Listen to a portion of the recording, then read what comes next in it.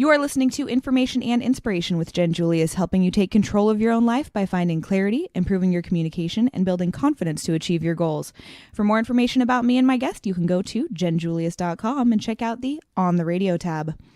Today I have Jean Marie Jobs on my show, and we will be discussing leadership, the art of feeding heroes. I am so excited about this topic. I just can't wait to have her share all of her wisdom. This woman is amazing. She's the CEO of Yellow Marker. And Jean, can you just go ahead and tell us what you do, where you came from, and why you're so awesome? Yay. Good morning. Thank you, Jen. So what I do is I work primarily with leadership teams, executive CEOs, to develop their leadership skills and help them inspire their teams. And what does it look like to create heroes in your own organization? I also have a nonprofit that we travel all over the world and do very similar work in the public and private sector. So I would say that most of my job is watching people come alive and be inspired. So I always feel like I have the best job ever. Yeah. I love it. Doesn't sound boring at all. No, not at all. So that's exciting. I originally hail from the great state of Texas. And a shout out to my mom. She's probably listening this morning. But just growing up there, and we grew up pretty poor. We didn't have a lot of means and spent several years just on welfare and trying to figure out life in that space, and just recognizing that it's not your circumstances that determine your world, that we get to determine our own world. We get to determine our own value and who we are and live into our vision and what inspires us individually. Absolutely. So to me, I think that most people, pretty much everyone I've met, no matter what country I'm in, I notice that people live in very similar conversations in their own mind. People live in conversations of, does my life matter? Can I make a difference? Am I doing it good enough? You know, all those conversations are human, whether you're in California or Afghanistan or Africa or wherever I've traveled. I've just seen that over and over and over again. Wow. And so in the private sector and the business sector, I think there's lots of ways that we can come together as community and support people living out their legacy right now in real time. I love that too, how you really, that seems to be a big passion of yours, just living out your legacy now, right? Absolutely. And creating that. Yeah.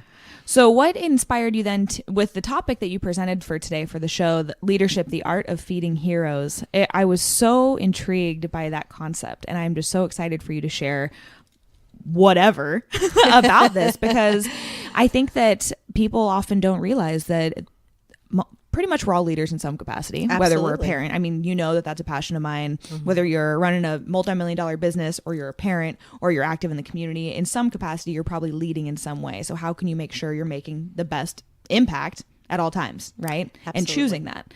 So when you also captured it with heroes, it's like, ooh, we've got some meat. Let's do it, right? Great. Yeah.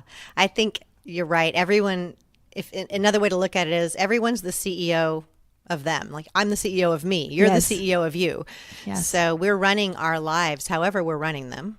And that is a leadership position.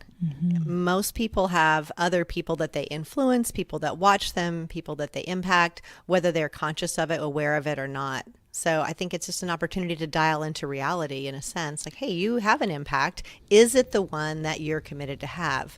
I don't think we get to choose to not have an impact. You know, I think just by design, we're created to have impact. So since that's a given, well, what is the one you want to have? And is that happening? And if not, start course correcting. Yeah.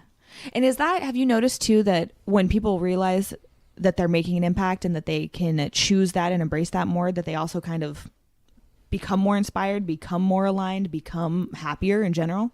Yeah, what I've seen is that when people recognize the difference, that usually the difference that people actually make is not the same one they think they're making. And connecting all those dots is a really empowering and exciting, and also at times intimidating, in a sense, reality. Can you expand on that? Yeah, I call it the weight of glory. Like, we were created to magnify our, this glory, our inner hero, what's present in us, in our spirit. And there's a responsibility in that. Yes, and, yes. people are afraid, I think, in general, of responsibility. there's a great business writer, Peter Kostenbaum, and he says that people stay immature in their leadership because they avoid the anxiety of freedom. Say that again. He said people stay immature in their leadership because they resist or avoid the anxiety of freedom. Oh, wow. This resistance against owning my own choices. Wow. And once we can responsibly own our choices and live from that space, there's a lot more possible. And so often it brings me back to that Marianne Williamson quote, right? That we're more afraid of our light than our darkness. Right? Absolutely. Yeah. Yeah, all day long. All day long. All day. Yeah, I see it. Yep. Oh my gosh. Okay. So with a lot of the trainings that you've done, especially around leadership, and you mentioned Afghanistan, Africa, we had a great chat the other day about all the journeys that you've been on. It really is interesting to me, too, that you see so many commonalities across such different cultures as well. I mean, America is quite different than Afghanistan and Africa in a lot of the circumstances that they're in right now. Yes. And you see some pretty common threads. Could you expand on that a little bit? Yes, absolutely. I think that culture influences people, and there are certain conversations, internal conversations, that human beings live in that are just human.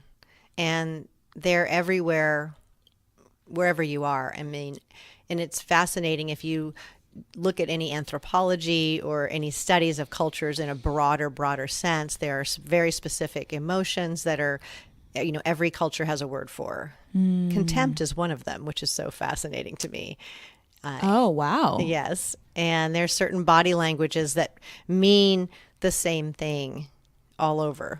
Wow. So people are all connected. We're all human. We're all in our humanness.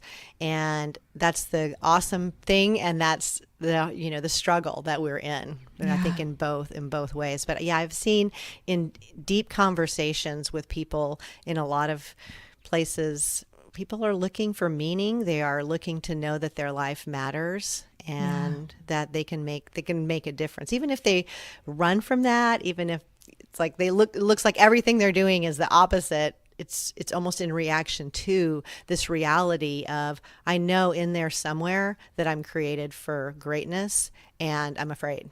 Wow.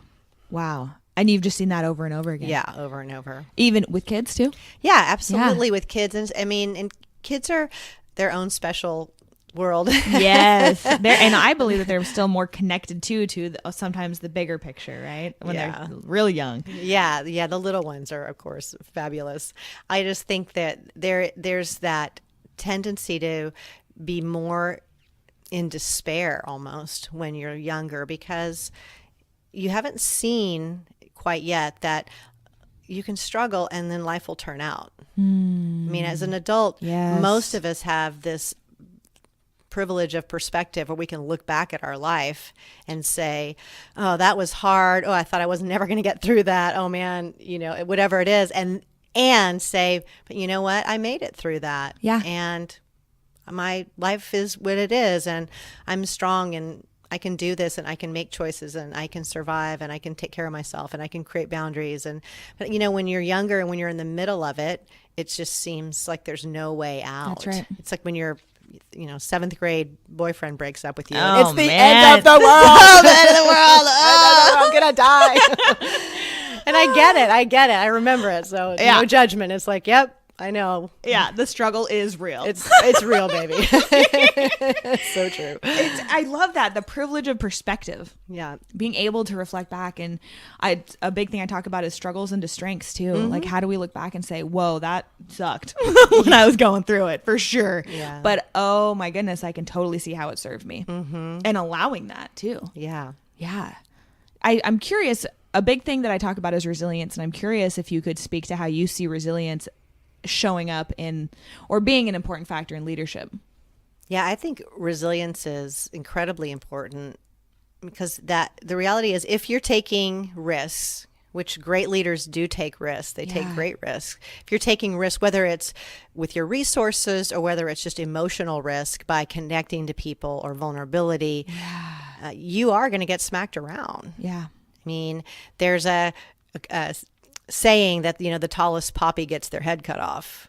And I've heard that over and over again. And in Europe, here, Afghanistan, Africa. It's this conversation that if you rise too high, people are going to take shots at you. And yeah, of course. Yeah. Yes, people are going to take, I don't know if you get your head cut off, but people are going to take shots at leaders, at people that take risks, at people who dare to individuate. But I think that unless we individuate, we actually can't come together as community. So community is a group of individuals that choose to come together. Otherwise, we turn into a herd. And to me, there's community a huge versus difference. Oh, we're about to get real crazy right now. Are you seeing me light up? Are you seeing this? This is your conversation. I love it. Keep going. Yeah, so I think it's that willingness to own whatever is your perspective, your emotional life, your impact, the wake of your touching people, talking to people, whatever it is, and just own it and be in it and allow yourself to be adjusted, to be sifted, and not turn it into this overwhelming, oh my gosh, I'm the biggest failure in the world and life is terrible because I made a mistake. It's like, Right. Get over it. Yeah. If you're risking regularly, you will be falling on your face regularly, and you will be learning faster than anyone around you, I guarantee you.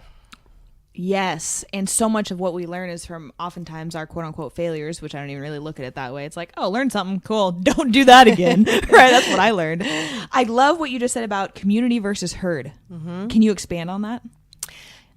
There's just a reality that if people are willing to stand as individuals, then they can choose to come together. Yes. If I'm not willing to stand as an individual, I'm just influenced by whatever you say. I'm just going to do it. Right. Whatever I say, you're just going to do it. Yeah. That's more of a herd mentality where you've heard the expression groupthink, yes. or where people are unwilling to take responsibility for their own personal stand. Yeah. I think the power of a healthy community is everyone is willing to take responsibility for their stand, and they're choosing to stand together just because they choose. It's not based on anything. It's like, I decide that this is where I'm standing. Yeah. And we can decide to stand together. And it's not going to be perfect. It's not going to, whatever, all that other stuff, it doesn't matter because I choose. Yeah. And knowing what you stand for. Yeah. And what you're representing. Yeah, we represent. Yeah. And I think that this is so important because as people are trying to figure out, like, okay, so what do I believe in? Mm-hmm. What do I stand for? What do I want to create? What impact do I want to make? Right. Really, I love how you captured that with as we individuate, meaning that we really start to, as I call it, as we tap into our individual truth. Mm-hmm. Right. That concept of truth is really big for me. It's how do we then honor that and stand for that with other like-minded people, also knowing that we're not going to be completely similar and we're not all going to love the same color or want the same food or whatever, but together we can make an impact.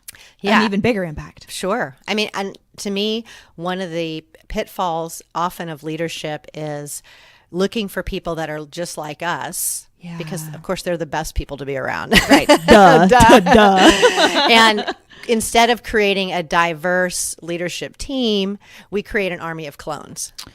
And I get it. I get that there's a strong draw to that. And I fight it myself. I completely get it. And the willingness to say, okay, I'm going to include people that are very different from me, maybe people that even rub me the wrong way. Yeah. Because I need the perspectives from all other sides, because people that think like me are awesome, of course, and we have a common perspective. So it leaves a big blind spot. And I think so there's that willingness to let people that quote unquote rub me the wrong way illuminate my blind spots and help me learn and see things that otherwise I wouldn't see. They're all mirrors, right? There's just all different kind of mirrors everywhere we go. Everywhere. Everyone that we're running into is a mirror of something within us, right? So yeah. Wow. Okay. Yes. So as you've done, how long have you been in this realm of leadership? I've been doing this specifically in the corporate arena about 14 years. Wow. Is there anything that you've seen that kind of surprised you around leadership, or you went, ooh, noted? It's interesting. I think people's interpretation of what motivates is very interesting to me. And Daniel Pink came out with a book a few years ago called Drive, where he really studied what drives people, what motivates people. And beyond money, beyond your plaque on the wall, most people are motivated by recognizing that they're part of something bigger than themselves. That's a primary motivator of all humans. But it reminded me of several years ago, I was working with an organization, and I had the CEO and his executive team in this training, and I think there were maybe 12 people in there. And at one point, I asked the CEO in the room, how do you motivate your employees? How do you motivate your staff here? And he said, well, what I normally do is I go around to everybody in a given day, and let them know that I could do their job better than they do, but I don't have time. I was like, is this real life? Did that just happen? I go, wow, that's okay. So tell me how motivating by fear. Wow. Yeah, tell me how you see that's motivating. He's like, well, and he's explaining it. And so I ask, okay, raise your hand if that is a motivating communication to you. And about 3 people raised their hand. And I said, okay, tell me how that motivates you. And they're like, yeah, well, screw you. I'm going to do better. Or, sure. It's competition wise, which I'm like, okay, I get that. Yeah. Of course, the other 9 people are just huge saucer eyes. They're going, what? And it was so fascinating because the gentleman sitting right next to the CEO, I could tell his face started flushing with emotion. And he turns to him and he says, I have been walking on eggshells every day for 2 years, afraid that I was going to lose my job. And this is what you were motivating me? And I thought, this guy, I thought he was just going to break down. And the CEO turned to him and he said, I had no idea you are one of my most valued team members. Oh my goodness. Yeah. Yeah. Tears. I was like, oh, wow. And I thought, wow, how much energy did this man spend every day walking on those eggshells and worrying about, am I doing it right? Am I doing it good enough? Is it going to make a difference? Am I going to get in trouble? Am I going to lose my job? Security of my family, blah, blah, blah, everything that goes with that. I would say probably an inordinate amount of energy. Yeah. And I think that's what I see in most teams, in most organizations, is whether they're super successful or medium successful, their success is usually what's leaking out in the middle of a lot of energy being diverted to other conversations that they're not even aware of. It's like, well, you're really successful here with everybody working at 40%. Wow, what could open up if we even got to 50 or 60 by illuminating some of these conversations that people aren't even aware they're in?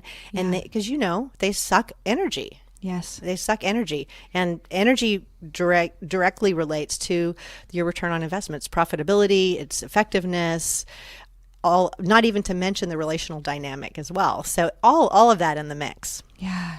Oh my goodness. It's interesting to me, the concept of being fear-based, driving from fear rather than being supportive and loving and help saying, oh, that's going really well. Let's keep doing that, and connecting to that deeper passion and that bigger vision. I know that's another big thing that you share a lot with people is that what's your value and what's your vision too, and how knowing our vision can help us stay connected to that and can help us stay motivated just from knowing that there is something bigger, right, that we're wanting and trying to achieve. Yeah, well, I think that's the only thing that will draw us through the suffering that comes with the disappointment, failure, learning, adjustment, blows to our ego, etc. Is that vision's got to be big enough, it's got to be compelling enough to pull us through all of those things that are coming and they're not going away. That's right. That's right. Not going anywhere. Not going anywhere. No, sorry. They'll be back. Ooh, I feel like I need to take a deep breath after that one because I could picture that conversation. It was intense. Yeah. I can only imagine. I'm curious how he shifted after that too. Yes. Just saying. So, okay. All right. Whew. I got a little triggered by that one. So when the concept of the art of feeding heroes, I was so intrigued by how you captured that.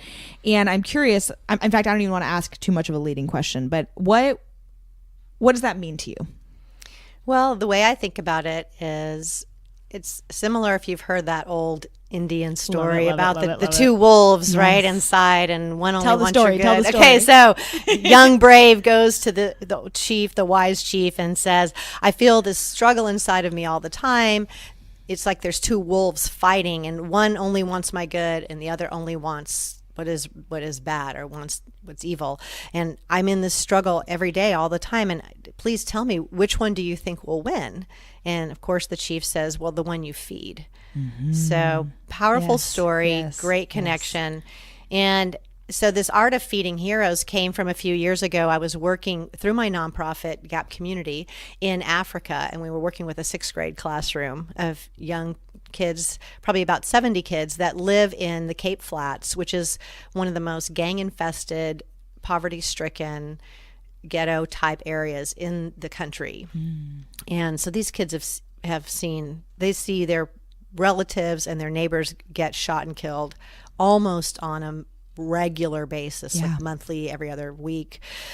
So it's very, very intense. And so I was wanting to communicate to them that they have value, that they can make choices. They don't have to stay in this cycle of what is just around them. There's other choices beyond what they can see. So I started asking them, do you think you have a hero inside of you?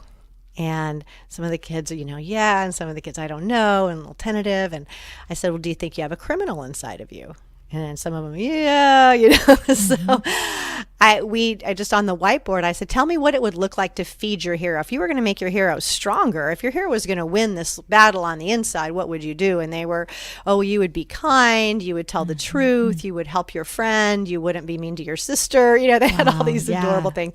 Yeah, that's right. And what about feeding your criminal? What does it look like to feed your criminal? Well, you would lie, and you would steal, and you would hurt people. Yeah, absolutely. So we flesh it all out, have a whole conversation, and then encourage them to engage in those attitudes and activities that will feed their hero, because as they feed their hero, that's of course contagious, and then they feed other people's heroes. And it's the same, I think, in any organization, any community. What are we feeding? What are we focusing on? In ourselves first. Yeah. In ourselves first. It has to start personally. It can't be out there. Yeah. And let that be what is contagious, in a sense. Yes. So, oftentimes I'll go interview a CEO before a training engagement, and I'll say, tell me what you're looking at, what you're working on. And I just listen for how they're oriented towards the quote unquote problems in their organization.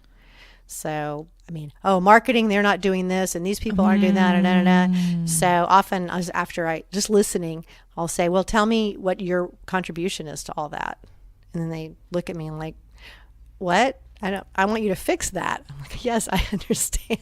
Tell me what your contribution is, because clearly you like it this way, because this is how it is. So at some level, this is acceptable to you. Why don't we talk about that first, so that then we can actually address the systemic conversation?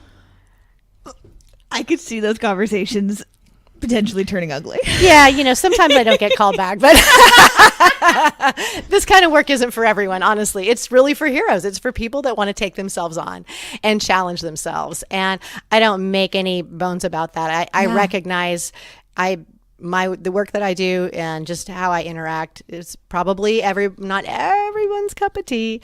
And that's okay, because there's I hear that. Plenty of stuff out there. So when,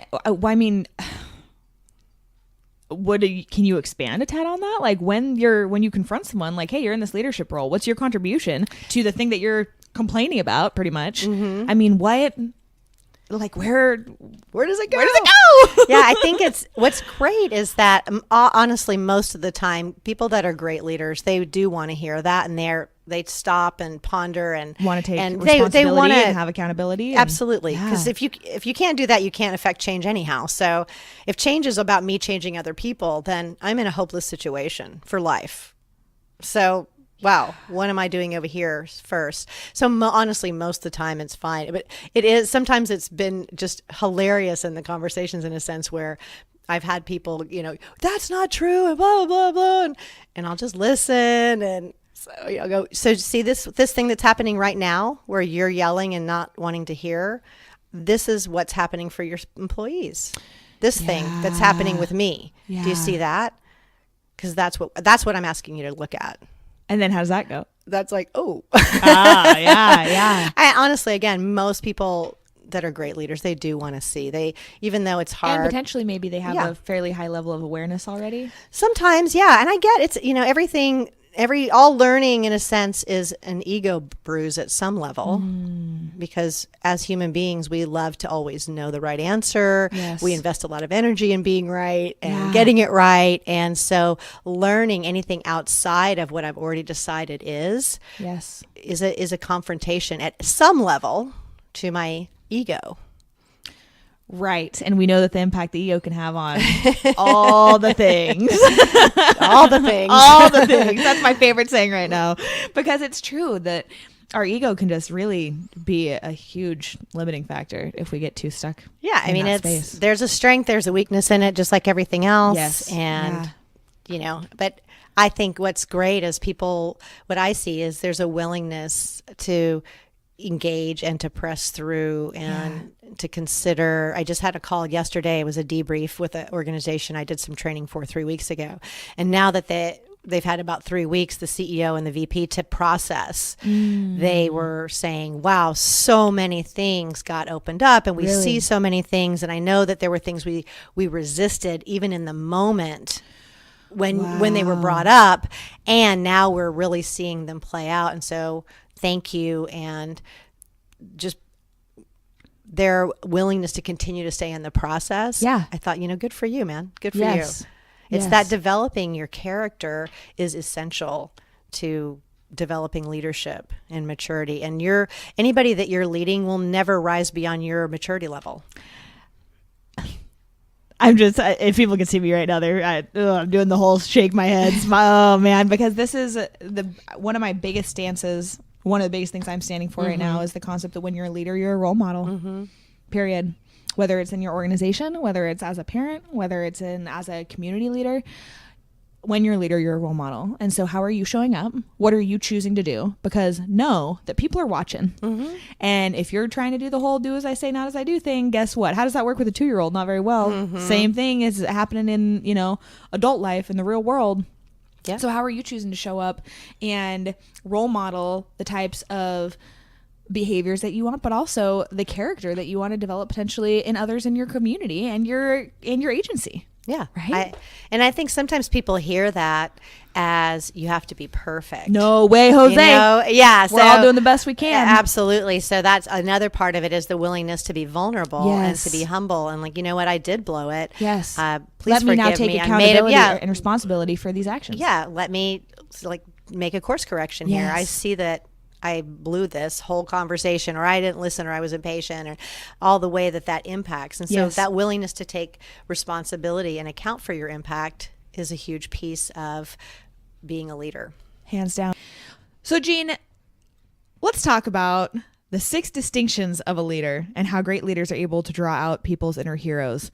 That's what we had said that would be the primary meat. Our conversation's already been amazing, but I really want to hear the 6 distinctions of a leader and how you capture that. Okay, great. Yeah, and these are really practical. So if you're listening out there, it's just an opportunity for you to ask yourself, wow, how well do I do this? How well do I presence this particular distinction? Because it's not an attempt to define or box in leadership. It's more, what are some things that I've seen? If leaders are presencing these attributes, it creates a bigger space for others to jump in and own their own hero-ness. Yeah. If that's a word. Sure, it is today. Yeah. We make up words on this show all the time. Excellent. Trust me, probably every show. I'm in the right place. So the first one is the leader as a learner. So it's maintaining that beginner's mind, learning mindset, utilizing curiosity as an asset. So most of us get where we get in life because we become experts, and that's not a problem. You want your people to be competent. You want to be competent. I mean, this is not oppositional to being a learner. It's the way that you hold what you know. Yes. So it's not what you know, it's the way that you hold it, and your level of certainty and your willingness to expand and even question some of the assumptions that you normally operate from. Yeah. And that's a huge discipline because, as you know, we're all addicted to our own point of view. It's our favorite drug. Oh, I love that. I love that. Okay, capture that one. Addicted to our own point of view. Well, but let's be honest. I mean, most of the things that I say and think are right? Of course. That's Duh. why. All right. Sounds awesome. Let's just be clear. Let's just be clear. This is the Jen Julius show, Yes. so no, just kidding. And there's a good reason for that. Right? So I think that's the first discipline is like, can I be curious? Can I see others' perspectives, points of view? Can I wonder about things instead of filling in the blanks for myself? Right. And that's a huge other component to that because the human brain does not like open loops. And so if we don't know an answer to something or why something happens, we'll just fill it in. We'll just fill it in. So, hey, you walk by me on the street, you don't say anything to me. I either start going all back through my referential index in my brain of like the last 20 times we talked and why you're mad at me and what I could have said and da-da-da. Or I think, oh, Jen didn't see me. Or I think Jen's just that kind of person or whatever. But however I fill in those blanks tells me a lot about my own view of the world, my own view of other people, my own view of circumstances, God, whatever. Yes. So it's part of it is that learning mindset is, well, let me just ask, hey, Jen, did you not see me? Oh my gosh, a friend of mine just was in an accident and I was so preoccupied I wasn't seeing anything. Oh, that's a different conversation than the one I was making up. I really want people to hear this part right now because this is critical, in my opinion, to development and personal growth. Exactly what you're saying right now is the way that we interpret things, having a little bit more, like you said, curiosity, openness to how could I look at this differently? Yeah. Or what could be a different truth around this, right? Because depending on what maybe traumas we've experienced or our experiences in relationships, friendships, we're gonna interpret things how we've been shown they've been true in the past. But does that mean they'll always be that same truth in the future? Right. Not necessarily. Probably not. Yeah. And that's a lot of times what we ask in our work is our training work. What else could be just as true or truer than the story you landed on? Yes. So that we want just to expand the narrative. Are there other narratives? What could be just as true or truer? Yeah.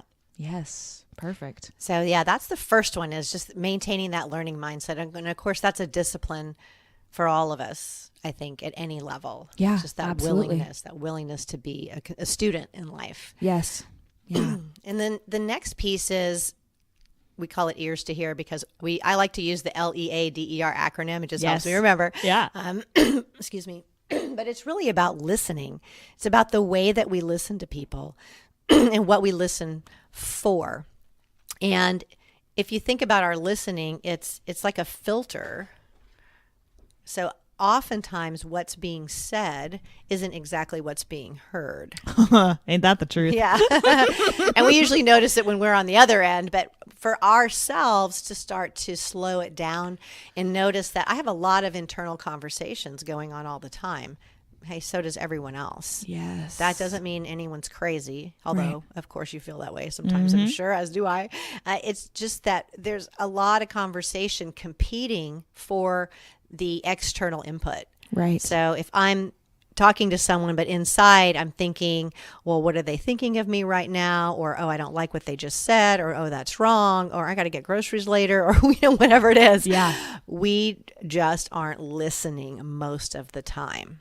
Yeah. So, I mean, it was so interesting. I was in a training the other day and I was listening to an interaction and there was the facilitator I was training was a man and he was interacting with one of the participants who was a woman. And he was asking about this whole thing about listening and conversation. And she started talking about, well, with my husband, for example, we have agreements about different things he's going to do around the house and chores. And when I talk to him about it, we talk about, well, how come, you didn't do what you said you would do and what's going on for you and da-da-da. And the facilitator said,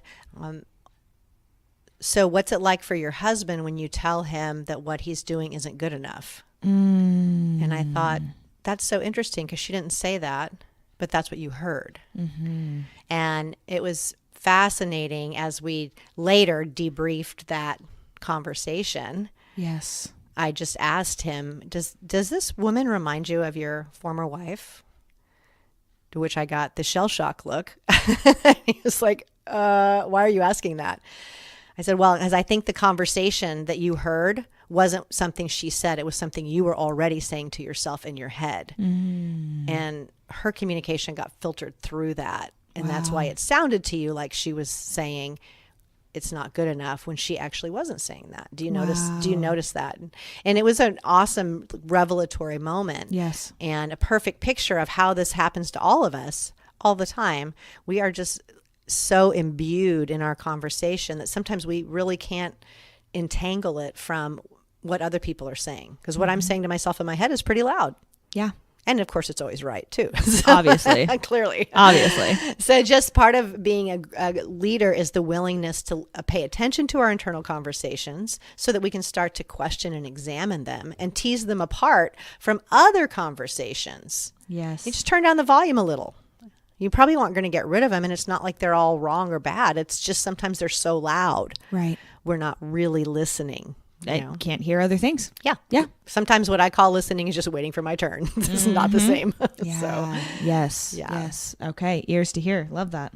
and I the other piece of that is I think that being heard and understood is one of the most profound human experiences that we can share. Yes. So to create space for that, whether or not people agree or it doesn't really matter, just that moment of connection where someone gets, wow, you get me, you hear me, you see me, is powerful. Yes. And to presence those moments is a privilege, I think, of leadership. Yes. Yes. Completely. So that's our E. So E. the E's. And then A is being adaptable, being flexible, being willing to flex our style based on the context or maybe the person. Yeah. So sometimes leaders hear that as being wishy-washy.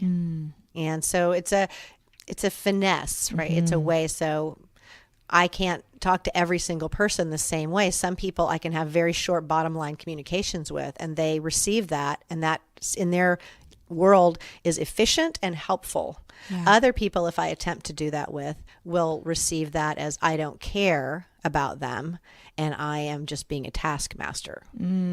So how do I take the time with some person that maybe receives the communication with, hey, Jen, how are you doing today? I just want to check in. How are things going? Okay, great. We have this thing we're working on. How's, do you need any help with it? Are we on track? Yes. Okay, great.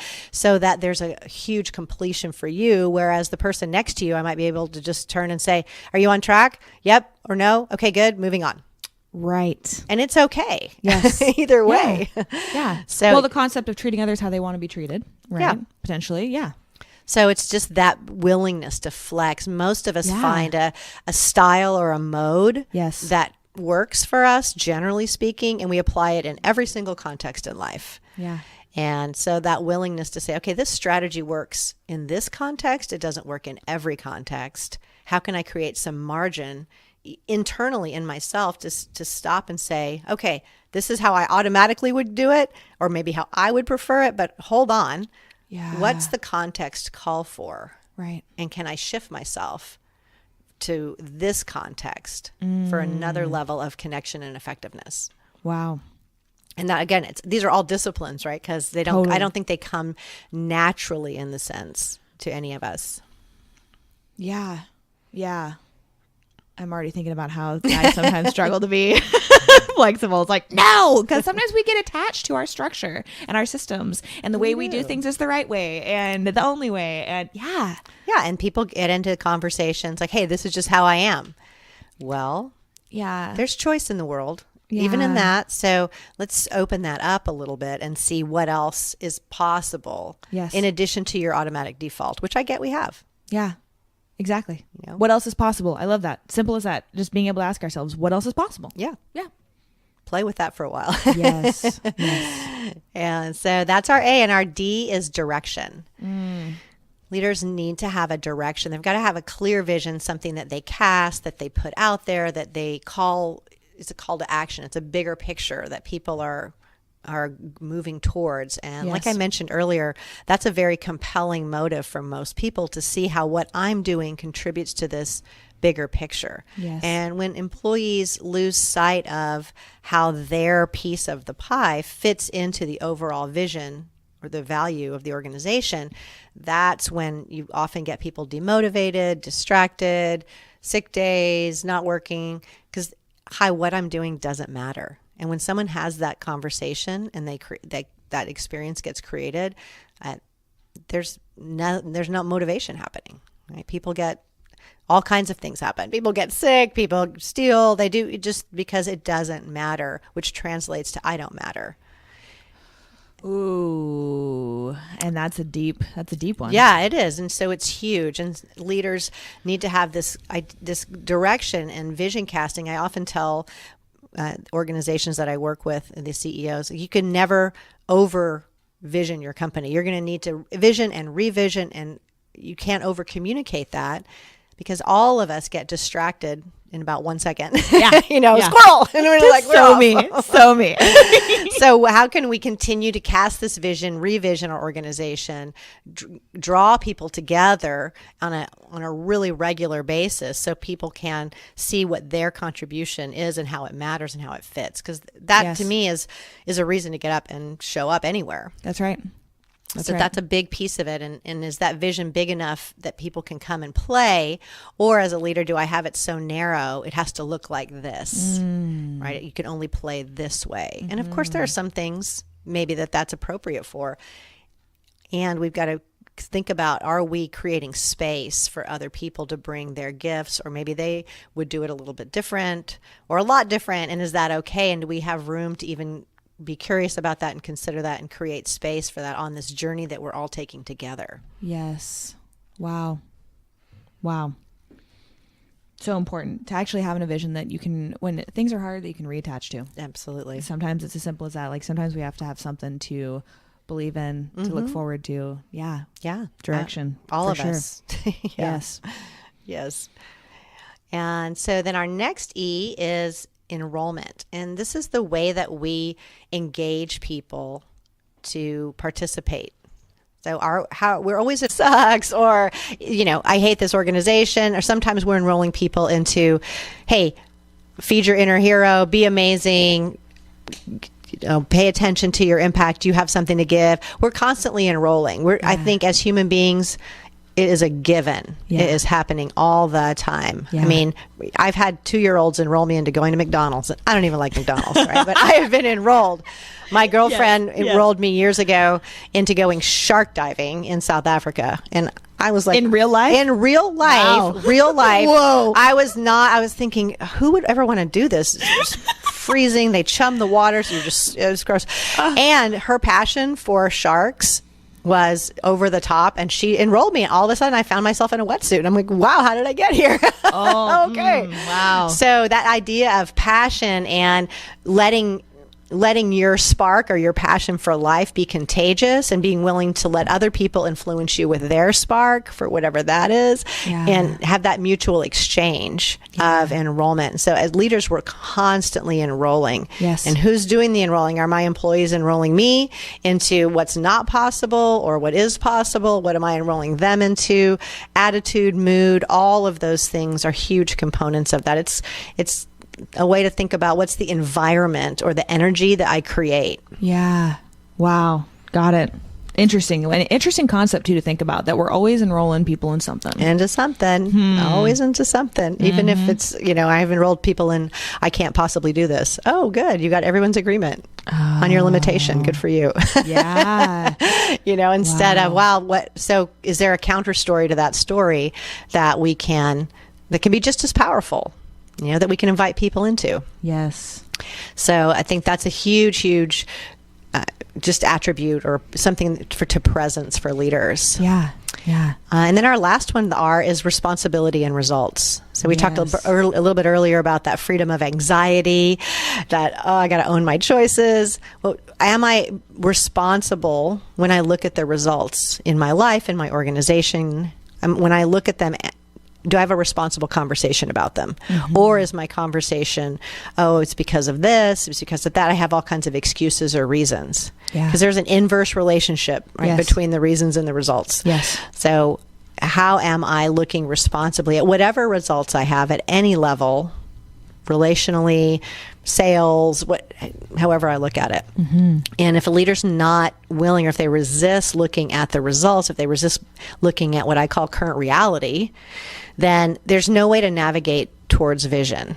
If I don't know where I am, I can't get where I'm going, right? So if I'm avoiding or not wanting to see certain components of my reality, of the actual results, which include the hard data results. It also includes relational, emotional environment, energy, all of those things. If I'm not willing to really mine those and interrogate those, I'm going to be limited in my capacity to reach whatever that next level is.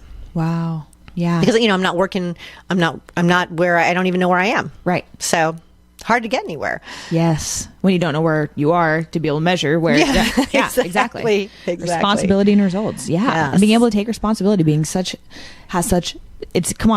being responsible for what's happening is how you're also going to be able to see the results that you're going for, right? Or that you're already achieving. Simple as that. Absolutely. So we've got leader as a learner, ears to hear, being adaptable and flexible, having direction, having a clear vision. Yes. Enrollment, because we're always enrolling people in something, right? Always. And responsibility and results. Yeah, that's the 6 distinctions of a leader. I hope you captured those and wrote those down, because this is big stuff. Being able to really understand also the concept that we get addicted to our own point of view. So how can we take maybe that step back, right? And say, all right, how am I showing up? Am I being curious? Am I being open? Am I allowing some vulnerability in these interactions? And kind of, again, what am I standing for? Right? Yeah. Yeah. Absolutely. Wow.